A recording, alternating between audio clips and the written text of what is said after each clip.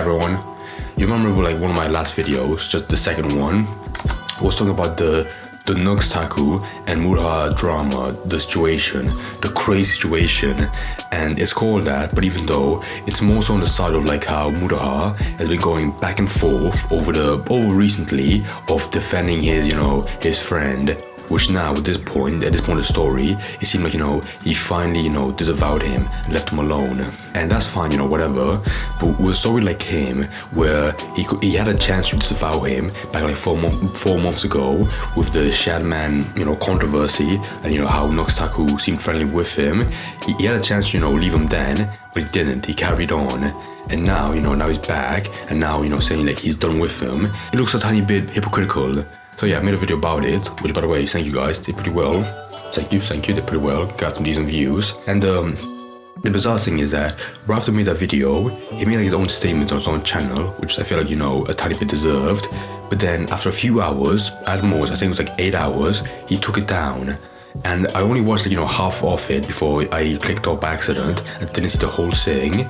But like, even like halfway through, I was like, some points he made don't make a lot of sense and feel unnecessary. But now I want to watch like the re-upload from this guy, which I'm sorry by the way, I don't know what like it's in 360p quality, which looks like ass. But again, like this is the only version or the only archive up, so I want to watch through it and like pick out some parts that don't sound that good or feel very unnecessary. Okay, I'm gonna be honest, I think this part is decent enough.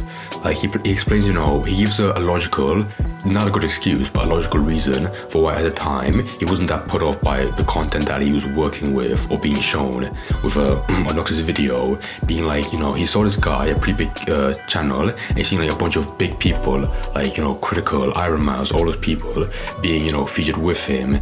Therefore, from his point of view, it's like, oh, well, if these people with a huge following can safely go on his videos without a risk of, something bad happening, therefore it can't be that bad. I think that initially when I heard that reason, I was like, not really good reason. By the time in issues, I can see, why you'd come to that conclusion.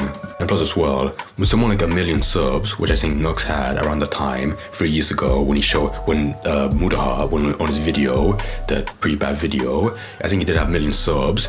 I think, that would be a sign that, this person is trustworthy and tame enough to be on the platform and be big enough. And again, it's the reason why he did a collab with him, but it doesn't excuse, why he stayed in that video showing hentai, very bizarre hentai, for that long. Especially when he made it clear that it transitions to showing some underage character. So that was a good logical explanation for why he won the video.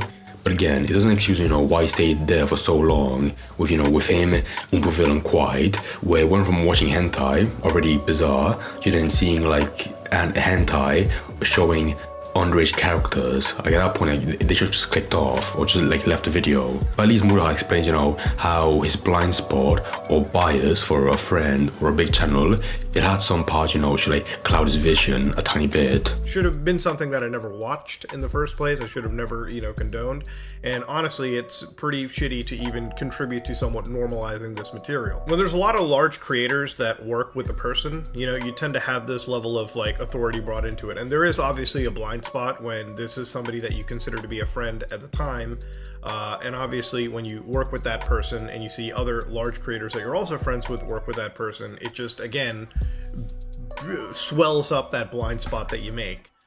But again, no real excuses over there. You shouldn't really have a blind spot in the first place. And again, it's not only me being a poor judge of character, but I should have absolutely spotted this years ago. But one thing I will call out though is that he showed like some parts from the Carlos video. Very good, by the way, go check it out. He does show like some evidence. Hug your little sister every day. Okay, it's fine, okay. It's just hug her for at least 10 seconds. There's nothing wrong with the hug. Yeah, it's fine. No, the third rule isn't any weirder, so you don't have to worry.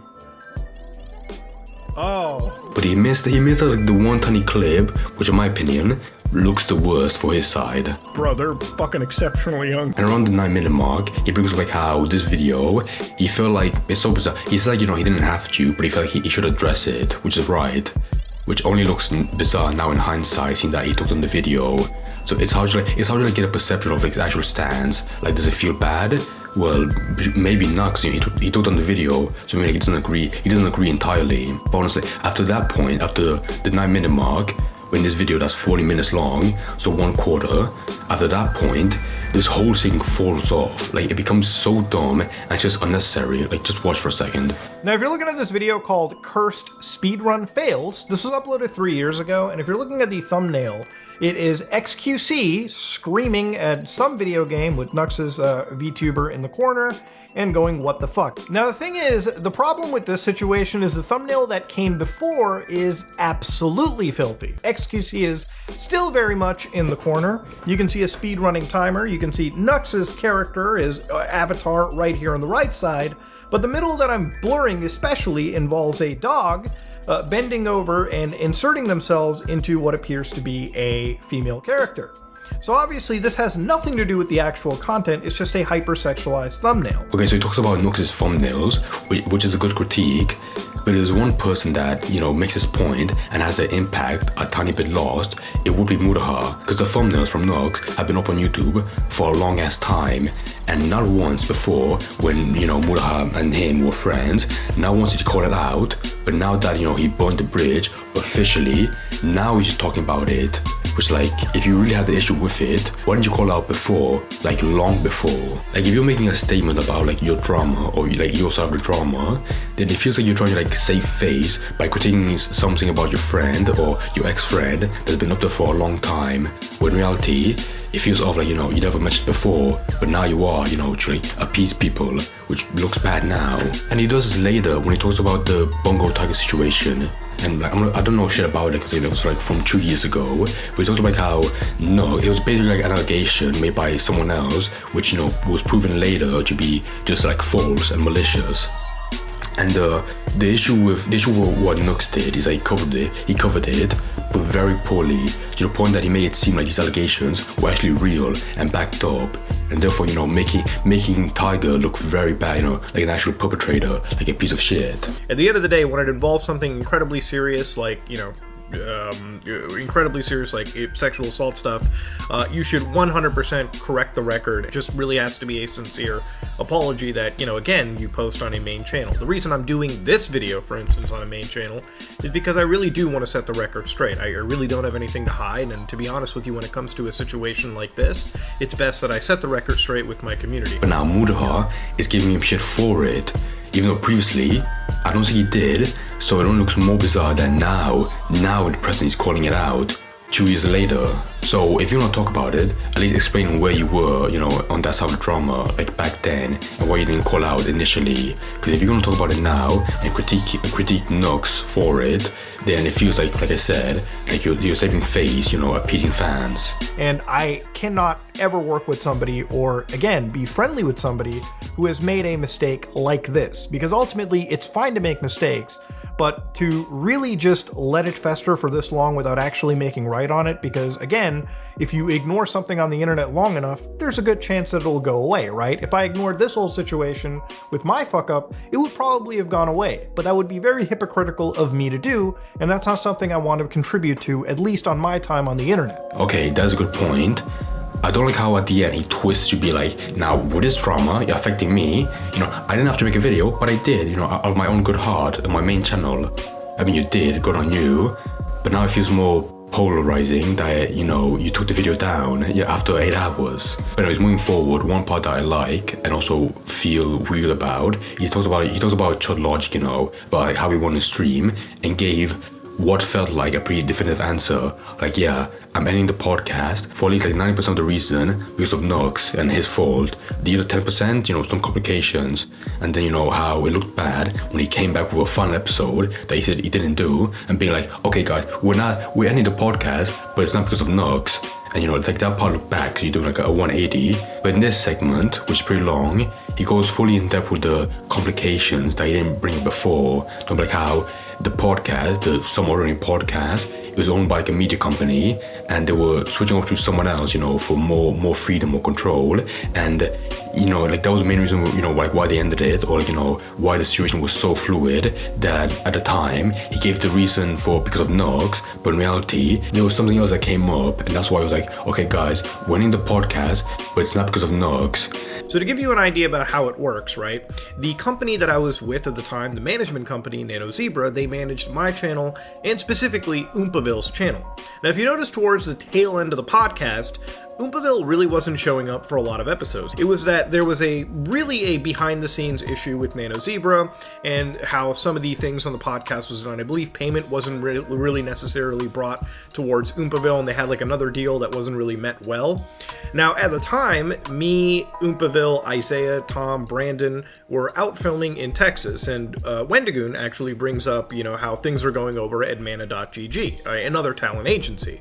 So me and Caleb kind of get like a little pitch out of it, and we basically want to work with this Mana group because they're going to do a lot more things in the future. So me and Caleb effectively just cut ties with Nano Zebra. We fill in our resignations and we move on to Mana, and this happened around 3 to 4 months ago. So it really became a situation where me and Caleb said, yeah, fuck it, we'll just make a new show and we'll move it to a new location, hopefully something IRL. So at the end of the day, the podcast ended pretty inconveniently timed with this whole Shadman stuff. So it was a lot better for us to make a new podcast, make an entirely new name out of it, and me and Caleb can move that going forward. And obviously somebody else can come on that is not Nux, but you understand now the real situation. And it took me months because now I've completely severed ties with Nano Zebra, and I've been with Mana GG for I want to say 3 months at this point, like officially signed on. So yeah, that's really the answer. And like, this part, I can't really disprove it because, I have no idea what went on. Like, I'm not seeing any evidence, so I have no idea, if it's true or not. But my main issue, this complication, which sounds very serious, it was never brought up in Chud's stream or like mentioned before. Like, if it really was like that big of an issue that he knew of, he should have been like, like even if it was confidential, he should have been like, okay, there's something else going on I can't talk about, but it's another real like contributing factor to the end of the podcast. So I'm gonna be honest, I don't really accept his answer. So the most I can theorize is that when he went on Chud's stream, he went to quickly being like, yeah, it's Nux's fault. Then when he left, and he was talking with the company, they were like, you have to do like one final episode. So his hand was twisted, and he gave that quick explanation, and now in present, he'd be more transparent. Even though I still feel like deep down, a main reason why he wanted to end it was because of Nux. So that really is my honest opinion on this. And then like after that, like he gives an apology to Chud, which I think that's fair and nice. Like that was the second part that I liked about this video. The first one, giving an explanation for why he was on the video with Nux, and this apology to Chud, which I feel like it is deserved. But then he brings up like a Reddit post, critiquing him. I feel like he did a fair job, picking apart. But there's 2 bits, again, I don't like. He brings up again, he didn't have to make this video, but he did anyways. There's genuine criticisms of you that people are making in good faith because they like you and your content, exactly. And for those people, I'm making a video like this to really, again, address these situations. And then you have this next part, which in my opinion, makes like no sense at all. You actively don't look into the folks you trust, and you just blindly allow them to say whatever without having critical thought about a single bit of it.